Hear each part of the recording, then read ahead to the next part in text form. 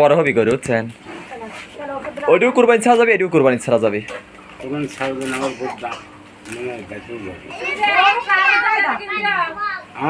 হ্যাঁ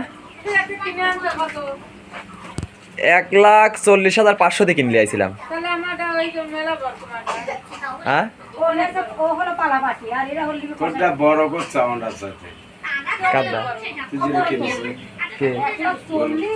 আমি কিনে লাইছি 1,40,500, 25 দিন পালিছে, 1 মন গোস্ত লাগি গ্যাস।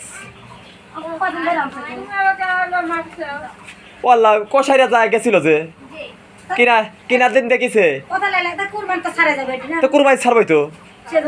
দেখ তো এই কদিনে মনে করেন হয়ে যাবে আরো 2 লাখ পার করে হেলাবো। কিটা তো ক বেকার কথা,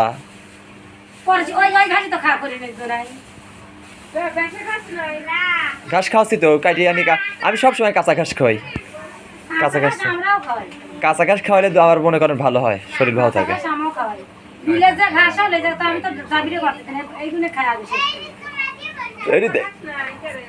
এটাও তাজা হয়েছে, কিন্তু আপনার কাছে এটি ধরলাম বা ওসাও হাইটে ওসা। ও যেদিন আছে সেদিনই কয় দিচ্ছে এটি বড় হবি গরু,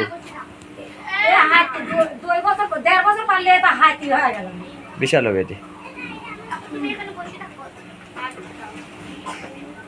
আপনি তো কোরবানি ছাই দিবেন, এটি কোরবানি পর ছাড়লেও টাকা দিয়ে যাবে। চামড়া ঢিসমিস দেয় নাকি, চামড়া কিরকম? আপনি আমি একটা কথা কয়ে দেই, গরু কিভাবে লাগবে আমি কই।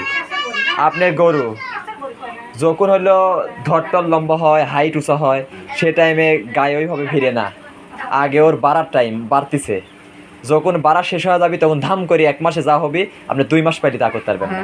এই গরু এখন বাড়তিছে দেখি এরকম ওদের নাই। আপনি প্রথম আমি গরু যখন পালতে রাখছিলাম না, গরু খাওয়াই টেকার সাথে মিলে না, কিরে এত টাকা খাওয়া ফেলাইলাম। আপনার আমি কি কই, গরু 2 মাসে যা হবি 1 মাসে হয়ে যাবি।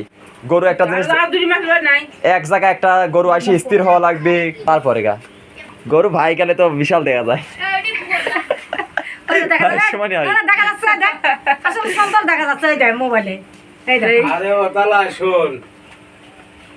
কথা বলতে